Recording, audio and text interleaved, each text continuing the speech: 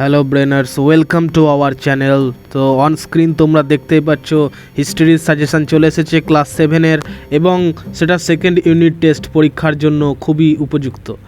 এটা হলো অধ্যায় 7 থেকে, একদমই তাই। জীবনযাত্রা ও সংস্কৃতি, সুলতানি আর মুঘল যুগ দুটোকে ধরে তোমরা হয়তো বলতে পারো যে এই চ্যাপ্টারটা অর্থাৎ অধ্যায় 7 পরীক্ষায় দ্বিতীয় ইউনিট টেস্টে আসবে না, কিন্তু তোমরা স্কুলে একবার জেনে নেবে অনেকের স্কুলে এই চ্যাপ্টারটা পরীক্ষা হতে চলেছে।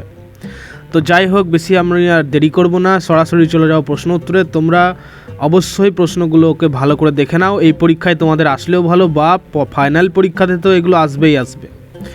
তো যাই হোক, অনেকে যেহেতু কমেন্ট করছে, জানাচ্ছে যে এই চ্যাপ্টারটা পরীক্ষায় হবে, সেই কারণে আমরা নিয়ে চলে এসেছি এই চ্যাপ্টারের ওপর বেস্ট করে সাজেশান, এবং সেটা শুধুমাত্র প্রশ্ন নয়, উত্তর সহ এবং ব্যাখ্যা সহ, অধ্যায় 7 থেকে ক্লাস 7-এর। তো চলো আমরা দেখে নিই কী কী প্রশ্ন আসতে পারে। তো প্রথম প্রশ্নতে যাওয়ার আগে বলে রাখি, তোমরা যদি চ্যানেলে নতুন থাকো তো অবশ্যই চ্যানেলটিকে সাবস্ক্রাইব করে বেল আইকন প্রেস করে দাও এবং বন্ধুদের কাছে শেয়ার করে দাও, আর অবশ্যই কিন্তু একটা লাইক করে দেবে। তো প্রথম প্রশ্ন আছে, মধ্যযুগের ভারতীয় সমাজ কী প্রকৃতির ছিল? তো এখানে উত্তর দেখতেই পাচ্ছ, মধ্যযুগে ভারতীয় সমাজ ছিল যৌথ পরিবার ভিত্তিক। মানে এগুলোর ব্যাখ্যা করার প্রয়োজন নয়, যৌথ পরিবার ভিত্তিক মানে তোমরা বুঝে গিয়েছো যে এটা কী জিনিস। নেক্সট প্রশ্নতে আমরা চলে যাব, বেশি দেরি করব না। মধ্যযুগে ভারতে কোন খেলার জনপ্রিয়তা ছিল সব থেকে বেশি? অর্থাৎ মধ্যযুগে ভারতীয় খেলার যেটা জনপ্রিয়তা বেশি প্রাধান্য পেয়েছিল সেটা হলো কুস্তি। কুস্তি হলো মধ্যযুগের সব থেকে বেশি জনপ্রিয় খেলা। নেক্সট প্রশ্ন হচ্ছে, মধ্যযুগের সমস্ত দিনরাতকে কয়টি প্রহরে ভাগ করা হতো? মধ্যযুগের সমস্ত দিনরাতকে 8টি প্রহরে ভাগ করা হতো। প্রহরকে ফরাসি ভাষায় কি বলা হয়? দেখতে পাচ্ছ, বলা হয় পাস, পয়াকার দন্তস্ব। প্রহরকে ফরাসি ভাষায় বলা হয় পাস। নেক্সট প্রশ্ন আছে যে এক প্রহরে কত ঘন্টা হয়? এক প্রহরে কত ঘন্টা? উত্তর হবে 3 ঘন্টা। এক প্রহর সমান 3 ঘন্টা। অর্থাৎ এইখান থেকে যে 3টে প্রহরের ওপর প্রশ্ন এলো, এই 3টের মধ্যে কিন্তু তোমাদের পরীক্ষায় একটা আসতে পারে বা আসবেই। যে মধ্যযুগের দিনরাতকে 8টা প্রহরে ভাগ হতো, প্রহরের ফরাসি ভাষায় বলা হয় পাস, এবং এক প্রহরে 3 ঘন্টা। এটা মাথায় রাখতে হবে ভালো করে। নেক্সট প্রশ্নে আমরা চলে যাব, যে ভক্তিবাদের মূল কথা কি? জানোই তোমরা যে ভগবানের প্রতি ভক্তিকেই বলা হয় ভক্তিবাদ। নেক্সট আছে ইম্পর্টেন্ট প্রশ্ন, সবথেকে ক্রুশিয়াল প্রশ্ন, যে লঙ্গরখানা কার সময় চালু হয়েছিল? লঙ্গরখানা চালু হয়েছিল গুরু নানকের সময়। গুরু নানকের টিকা দেখবা তোমরা 7 অধ্যায় অলরেডি দেখতে পাবে বইয়ে, তো বা দেখেছো অলরেডি। তো সেখানে দেখবা টিকাতে লেখাই আছে লঙ্গরখানা চালু হয়েছিল গুরু নানকের সময় থেকে। নেক্সট প্রশ্ন আছে, দেখো, যে কবির কার শিষ্য ছিলেন? কবির ছিলেন রামানন্দের শিষ্য। নেক্সট আছে, যে সুফিদের আশ্রমকে কি বলা হতো? সুফিদের আশ্রমকে বলা হতো দরগা। দরগা বলা হতো সুফিদের আশ্রমকে। কার দর্শন ও বাণীর ওপর নির্ভর করে শিখ ধর্ম প্রতিষ্ঠিত হয়?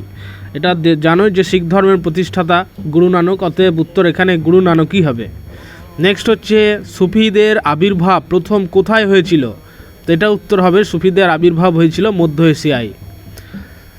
নেক্সট প্রশ্নতে আমরা চলে যাব, যে কুতুব মিনার নির্মাণ কে শেষ করেছিলেন? দেখো, কুতুবুদ্দিন আইবক কিন্তু কুতুব মিনার নির্মাণ করেছিলেন, এবং এটা নির্মাণ শেষ করেছিলেন ইলতুতমিশ।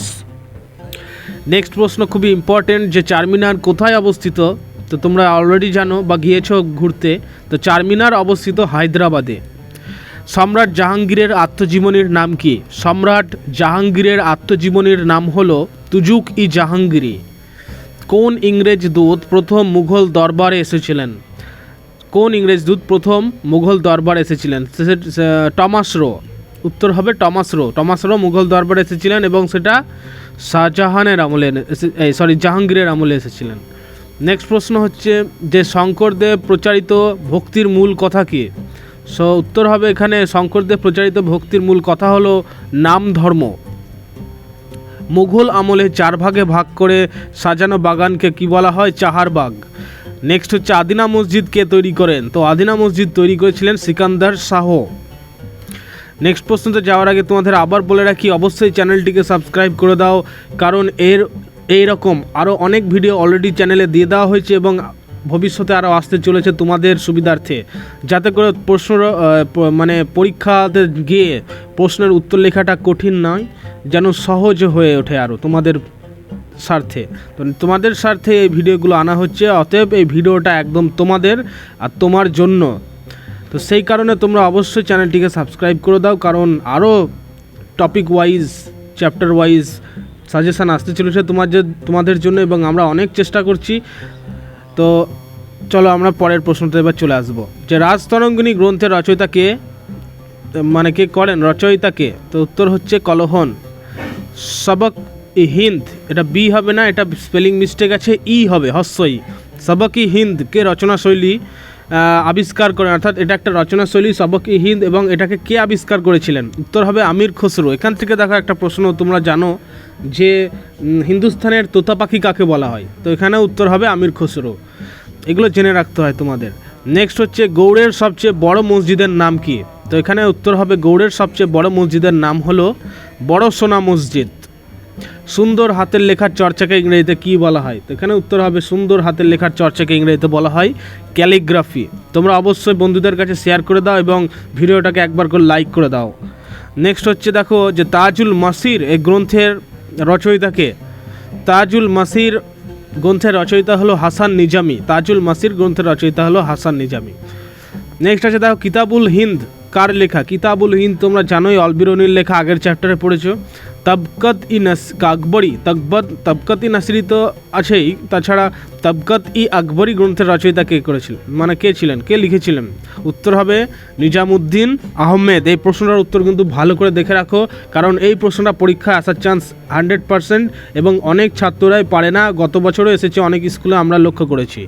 তবকত ই আকবরী এই গ্রন্থের রচয়িতা হলেন নিজামুদ্দিন আহমেদ। কে মহাভারতের বাংলা অনুবাদ করেন? মহাভারতের বাংলা অনুবাদ করেন কাশিরাম দাস। আর কে রামায়ণের বাংলা অনুবাদ করেন? এটা হবে কৃত্তিবাস ওঝা। দেখো এই দুটো প্রশ্ন, একটা হচ্ছে মহাভারতের অনুবাদ করেছিলেন কাশিরাম দাস, আর রামায়ণের অনুবাদ করেছিলেন কৃত্তিবাস ওঝা। এই দুটো প্রশ্ন থেকে কিন্তু একটা কমন পরীক্ষায় আসবেই। অতএব এই প্রশ্নগুলো আমরা তোমাদের স্বার্থে বানানো হয়েছে, তোমরা কিন্তু অবহেলা করবে না। অবশ্যই এই প্রশ্নের উত্তরগুলোকে মাথার মধ্যে ভালো করে সেট করে নেবে, যেন পরীক্ষাতে কোনো প্রশ্নই তোমাদের কাছে কঠিন না হয়ে ওঠে। জোড় বাংলা কি? এটা দেখো যে জোড় বাংলা হলো, মানে জোড় বাংলা কি, এই রকম প্রশ্ন আছে। তো জোড় বাংলা হলো বাংলার এক ধরনের স্থাপত্য রীতি। সুলতানি, একদম সহজ সরল ভাষায় লেখা আছে, ভালো করে শোনো, যে সুলতানি ও মুঘল যুগে বাংলার স্থাপত্য রীতির একটি বৈশিষ্ট্য হলো ইমারতে ইটের ব্যবহার। এই সময় মন্দির, অর্থাৎ বাংলার মন্দিরগুলির বাড়ির মতো ঢালু করে বানানো হতো। এই বিশেষ নির্মাণ পদ্ধতিকে বলা হয় বাংলা। এই রকম দুটি কাঠামো পাশাপাশি জুড়ে বাংলায় যে মন্দির নির্মাণ অর্থাৎ নির্মিত হতো তাকে বলা হতো জোড় বাংলা। এবার বুঝতে পেরেছো আশা করি। নেক্সট প্রশ্ন দেখো যে কুতুব মিনার নির্মাণ সম্পর্কে কি জানা যায়? তো এখানে তুমি কুতুব মিনার সম্পর্কে যেটা খুশি লিখতে পারো। যে তরাইনের দ্বিতীয় যুদ্ধে জয়লাভের পর ভারতে মুসলমান শাসনের সোপন রচিত হয়। সোপন হবে না, এটা স্পেলিং মিস্টেক, রোপণ হবে এটা, মানে মুসলমান শাসনের ভিত তৈরি হয়েছিল তরাইনের যুদ্ধের পর, দ্বিতীয় তরাইনের যুদ্ধের পর। নেক্সট দেখো আছে যে এই সময় কুতুবউদ্দিন আইবক দিল্লিতে কুওয়াত-উল ইসলাম মসজিদ নির্মাণ করেছিলেন, এবং এই মসজিদের মিনারটি কুতুব মিনার নামে পরিচিত। এই মিনারের নির্মাণ শুরু করেছিলেন কুতুবউদ্দিন আইবক এবং শেষ করেছিলেন তার পরবর্তী সুলতান ইলতুৎমিশ। দেখো একটু আগে তোমাদেরকে অলরেডি এটা বলেছি, আবার কিন্তু বড় প্রশ্ন হিসেবে এটা চলে এলো। অর্থাৎ বড় প্রশ্ন শর্ট প্রশ্ন থেকে কিন্তু বেশি ইম্পর্ট্যান্ট বড় প্রশ্নগুলো, কারণ বড় প্রশ্নের মধ্যে বড় তো উত্তর থাকছেই, তার মধ্যে ছোট ছোট উত্তর, মানে প্রশ্ন উত্তর থাকছে তার মধ্যে, দেখতেই পাচ্ছ। অতএব শর্ট প্রশ্নগুলোর থেকে বড় প্রশ্নগুলো কিন্তু বেশি ইম্পর্ট্যান্ট, তোমাদেরকে ভালো করে চোখ রেখে পড়তে হবে। কুতুব মিনার সুলতানি শাসনের প্রতীকে পরিণত হয়েছিল, এই হলো ব্যাখ্যা এটার। নেক্সট প্রশ্নতে আমরা চলে যাব, বেশি আর দেরি করব না। যে মীরাবাই বিখ্যাত কেন? মীরাবাই বিখ্যাত কেন? তো মীরাবাই ছিলেন খ্রিস্টীয় ষোড়শ শতকের একজন ভক্তিবাদী সাধিকা, ইনি কিন্তু মেয়ে ছিলেন। তিনি রাজস্থানের রাজপুত ক্ষত্রিয় পরিবারে জন্মগ্রহণ করেন। তার বিয়ে হয় মেওয়ারের রাজপরিবারে। তিনি সংসার জীবনে আটকে না থেকে শ্রীকৃষ্ণ বা গিরিধরের চরণে নিজেকে উৎসর্গ করেছিলেন। এখানে করেছিলেনটা লেখা হয়নি, তাহলে তোমরা লিখে নেবে যে উৎসর্গ করেছিলেন। নেক্সট দেখো আছে যে সুফিবাদ বলতে কি বোঝো? সুফিবাদ কি? মধ্যযুগে এক শ্রেণীর মুসলমান প্রচলিত ধর্মীয় নিয়মের বাইরে সহজে সরলভাবে আল্লাহর আরাধনার কথা প্রচার করেন। এই মতবাদকে সুফিবাদ বলা হয়। খ্রিস্টীয় ত্রয়োদশ শতকের মাঝামাঝি সময়ে ভারতের সুফিবাদ জনপ্রিয় হয়ে উঠেছিল। ভারতের সুফিবাদীদের মধ্যে চিশতি আর সুহরাবর্দী সম্প্রদায় বেশি জনপ্রিয় ছিল। এই হলো সুফিবাদ। নেক্সট আছে দেখো চাহারবাগ বলতে কি বোঝো। অলরেডি তোমাদের একবার এটা করে দিচ্ছি, আবার বলে দিই যে চাহারবাগ বলতে বোঝায় 4 ভাগে ভাগ করে সাজানো বাগান। এটা কিন্তু পরীক্ষায় আসবেই, তোমরা অতএব ভালো করে এটা দেখে রাখো। 5 স্টার প্রশ্ন এটা। যে মুঘল সম্রাট আকবর, সরি এটা হচ্ছে বাবরের বাগানের শখ ছিল। তিনি পানিপথের যুদ্ধে জয়লাভ করেন। এটা কোথায় চলে গেল? কুতুব মিনার। এটা সুফিবাদ হয়ে গেল আমাদের চাহারবাগ। ঠিক, তো চাহারবাগ বলতে বোঝায় 4 ভাগে ভাগ করে সাজানো বাগান। মুঘল সম্রাট বাবরের বাগানের শখ ছিল। তিনি পানিপথের যুদ্ধে জয়লাভ করে ভারতে মুঘল সাম্রাজ্য প্রতিষ্ঠা করেন। মুঘল সম্রাটগণ প্রাসাদ দুর্গ বানানোর পাশাপাশি বাগান তৈরি করতেন। মুঘলে আমলে 4 ভাগে ভাগ করা একরকম বাগান সাজানো বাগান তৈরি করা হতো। একেই বলা হয় চাহারবাগ। খুব সহজ ভাষায় লেখা আছে, এর থেকে সহজ কিন্তু আর কিছু হয় না। নেক্সট আছে দেখো যে তাসবির বলতে কি বোঝো।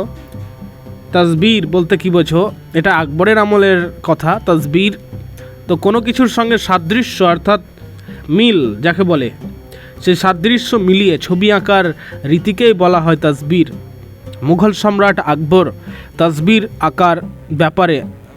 আঁকার ব্যাপারে প্রবল আগ্রহী ছিলেন এবং তার আমলে বহু চিত্রকর তাসবির খ্যাতি অর্জন করেছিলেন, যেমন সৈয়দ আলী, আব্দুস সামাদ, দশবন্ত প্রমুখ। তখন এখান থেকে কিন্তু ছোট প্রশ্ন হয়ে গেল তোমাদের যে কোন সম্রাট তাসবির আঁকার ব্যাপারে আগ্রহী ছিলেন। তো ওখানে সঠিক উত্তর কী হবে? আশা করি তোমরা পারবে। যে উত্তর হবে এখানে আকবর। আর মুঘল আমলে অর্থাৎ আকবরী আমলে বা আকবরের মুঘল আমলে যে কোন কোন চিত্রকর তাসবির খ্যাতি অর্জন করেছিলেন, তখন উত্তর লিখবে সৈয়দ আলী, আব্দুস সামাদ, দশবন্ত প্রমুখ। তো হয়ে গেল। এখান থেকে দেখো বড় প্রশ্ন হয়ে গেল এবং তার সঙ্গে ছোট প্রশ্ন হয়ে গেল। নেক্সট প্রশ্নতে আমরা চলে যাব। তোমাদের বলে রাখি অবশ্যই চ্যানেলটিকে সাবস্ক্রাইব করে বেল আইকন প্রেস করে দাও এবং বন্ধুদের কাছে শেয়ার করে লাইক করে দাও। চলো নেক্সট এবার ভিডিওটা আমরা শেষ করি, আর বেশি বড় করব না, কারণ ভিডিও অনেক বড় হয়ে গেছে আর বেশিক্ষণ ধরে রাখা যাচ্ছে না। তো নেক্সট হচ্ছে দেখো যে মানসিং তোমার কেন বিখ্যাত। এই প্রশ্নগুলো যেগুলো তোমাদের আজকে দেওয়া হলো বিশেষ করে, এগুলো কিন্তু খুবই ইম্পর্টেন্ট। 7 অধ্যায়ের প্রশ্নে যদি তুমি এগুলো পড়ে কভার করে নিতে পারো তো কোনো প্রশ্নই আটকাবে না তোমার ক্ষেত্রে। মানসিং তোমার কেন বিখ্যাত? তো এখানে সঠিক উত্তর হবে যে এখানে মানসিং ছিলেন গোয়ালিয়রের রাজা। দেখো এখানে একটা ছোট প্রশ্ন হয়ে গেল যে মানসিং কে ছিলেন। যদি ছোট প্রশ্নটা 1 নম্বরে আসে তখন তোমরা লিখতে পারবে যে মানসিং ছিলেন একজন গোয়ালিয়রের একজন রাজা। তিনি ছিলেন একজন সঙ্গীত প্রেমী, অর্থাৎ তিনি গান ভালোবাসতেন। তার আমলে শাস্ত্রীয় ধ্রুপদী সঙ্গীতগুলি সংস্কৃত থেকে হিন্দিতে অনুবাদ করা হয়েছিল। আর সেই সময়ের একজন বিখ্যাত সঙ্গীত গবেষণা গ্রন্থ, দেখো মানসিংয়ের আমলের একটি বিখ্যাত গবেষণা গ্রন্থ যেটা পরীক্ষায় আসেই, সেটার নাম হলো মান কৌতূহল। ভালো করে জেনে রাখো, মান কৌতূহল। তার আমলে একজন বিখ্যাত সঙ্গীত শিল্পী ছিলেন বৈজু বাউড়া। হলো নেক্সট প্রশ্নটা আমরা চলে আসবো যে তানসেন বিখ্যাত ছিলেন কেন। দেখো তোমরা তানসেনের নাম আশা করি সবাই জানো। তো তানসেন কেন বিখ্যাত ছিলেন সেটা আজকে জেনে নাও। যে তানসেন ছিলেন মুঘল আমলের একজন বিখ্যাত সঙ্গীত শিল্পী, রাইট। তিনি ছিলেন মুঘল আমলের আকবরের রাজসভার একজন মূল্যবান রত্ন, অর্থাৎ আকবরের একজন প্রিয় সঙ্গীত শিল্পী হিসেবে তানসেন প্রাধান্য পেয়েছিলেন। আর তারপর দেখো যে তানসেন সঙ্গীতের অনেক নতুন রাগ সৃষ্টি করতেন। এখানে রাগ মানে ওই রেগে যাওয়া না, কিন্তু এটা রাগ মানে হলো যে সঙ্গীতের তালকে তোলা, মানে সেই সুর আনা, সেটাকে রাগ বলছে এক কথায়। তো সে রাগ সৃষ্টি করতেন, সেটা আবার নতুন নতুন উপায়ে তৈরি করতেন। অর্থাৎ তানসেনের মধ্যে সঙ্গীত শিল্পী হিসেবে তার মধ্যে ক্রিয়েটিভিটি ছিল প্রচুর। তারপর দেখো যে তার সৃষ্ট নতুন রাগগুলির মধ্যে বিখ্যাত ছিল রাগের নাম বলছে। এবার দেখো সেটা হলো একটা নাম হলো দীপক রাগ, এটা একটা ভালো রাগ। তারপর মেঘমহল্লা প্রভৃতি আরও অনেক রাগ আছে, তোমাদের দুটো তোমরা জেনে রাখো, একটা হলো দীপক আর একটা হলো মেঘমল্লা। এটা হলো তানসেনের বিখ্যাত রাগ। অর্থাৎ তানসেন সম্পর্কে জানতে পেরেছি আশা করি। যে তানসেন ছিলেন মুঘল আমলের একজন শ্রেষ্ঠ সঙ্গীতশিল্পী, বিখ্যাত সঙ্গীতশিল্পী। তিনি ছিলেন মুঘল সম্রাট আকবরের রাজসভার একজন মূল্যবান রত্ন। তানসেন সঙ্গীতের অনেক নতুন নতুন রাগ সৃষ্টি করতেন। তার সৃষ্ট নতুন রাগগুলির মধ্যে বিখ্যাত ছিল দীপক, মেঘমল্লার প্রভৃতি। তো যাই হোক, আজকে ছিল এতদূর ভিডিও। আশা করি তোমরা সমস্ত প্রশ্ন উত্তর পেয়ে গেছো এবং যেগুলো পরীক্ষার ক্ষেত্রে ইম্পর্ট্যান্ট প্রশ্ন উত্তর তোমাদেরকে বলা হয়ে গেছে। তোমাদেরকে আমরা নিবেদন করব যে অবশ্যই চ্যানেলটিকে সাবস্ক্রাইব করে দাও এবং বেল আইকন প্রেস করে দাও, কারণ ভবিষ্যতে চ্যাপ্টার ওয়াইজ আরও সাজেস্টেড ভিডিও আসতে চলেছে, suggested chapter wise suggested content আসতে চলেছে তোমাদের জন্য। এবং থ্যাংক ইউ বলবো, তোমাদের অনেক ধন্যবাদ জানাবো, কারণ আমাদের চ্যানেলে 500 মেম্বার হয়ে গেছে। আমাদের পরিবারের 500 মেম্বারকে আমরা আন্তরিক শুভেচ্ছা জানাই। Welcome to our brainers first channel. এটা আমাদের পরিবার এবং আমাদের পরিবারের মধ্যে তোমাদেরকে স্বাগত জানাই, সর্বদা স্বাগত থাকবে তোমরা। তো এই ছিল আজকের ভিডিও। আশা করি তোমরা সমস্ত প্রশ্ন উত্তর জানতে পেরেছো। আর তোমাদের বলে রাখি, একটি নতুন হোয়াটসঅ্যাপ গ্রুপ খোলা হয়েছে, তোমরা অতি অবশ্যই হোয়াটসঅ্যাপ গ্রুপ জয়েন করে নাও, কারণ সেই হোয়াটসঅ্যাপ গ্রুপে নতুন যেই সাজেস্টেড কন্টেন্ট অর্থাৎ প্রশ্ন উত্তর অনেক সময় দিয়ে দেওয়া হয়, পিডিএফ আকারে দেওয়া হয়, ছবি আকারে দেওয়া হয়, যেগুলো ভিডিওতে দেওয়া সম্ভব নয় সেগুলো দেওয়া হয় হোয়াটসঅ্যাপ গ্রুপে। তো তোমরা অতি অবশ্যই যত তাড়াতাড়ি সম্ভব হোয়াটসঅ্যাপ গ্রুপ জয়েন করে নাও। আর তোমরা অবশ্য বলবে যে হোয়াটসঅ্যাপ গ্রুপের লিঙ্ক কোথায় পাবো, তো তোমাদের বলে রাখি হোয়াটসঅ্যাপ গ্রুপ এর লিঙ্ক এই ভিডিও ডেসক্রিপশানে হয় পাবে, আর না হয় চ্যানেলে ঢুকে যাবে, সোজা চ্যানেলে গিয়ে কমিউনিটিতে ক্লিক করে নিচে দেখবে পেয়ে যাবে হোয়াটসঅ্যাপ লিঙ্ক দেওয়াই আছে, অনেকবার দেওয়া হয়েছে হোয়াটসঅ্যাপ গ্রুপ লিঙ্ক। তোমরা অতি সত্বর তোমরা জয়েন করে নাও। তো যাই হোক, তোমাদেরকে আরেকবার লাস্ট বলে রাখি, চ্যানেলটিকে সাবস্ক্রাইব করে দাও যদি নতুন থাকো, আর যারা অলরেডি সাবস্ক্রাইব করেছো এতক্ষণে তাদেরকে অসংখ্য ধন্যবাদ জানাই। তোমরা খুব ভালো করে পড়াশোনা করো। আশা করি তোমাদের পরীক্ষায় এই প্রশ্ন উত্তরগুলো আসলে কোনোভাবেই আটকাবে না। তোমরা খুব ভালো করে পড়া মুখস্থ করে নাও, আর পারলে এগুলোকে খাতায় নোট ডাউন করে নাও। সব থেকে বেস্ট উপায় হলো নোট ডাউন করে নেওয়া, তাহলেই দেখবে একদিক থেকে মুখস্থ হবে আর একদিক থেকে তোমাদের ব্রেনও কাজ করবে, যার ফলে প্র্যাকটিস হয়ে থাকবে। একটা পরীক্ষায় যেন আটকাবো না, কোনো কিছু প্রশ্ন উত্তর লিখতে আটকাবো না, রাইট? তো যাই হোক, এতদূর ছিল। আবার আনা হবে অন্য ভিডিও, কথা হবে। Thank you, good bye, tata.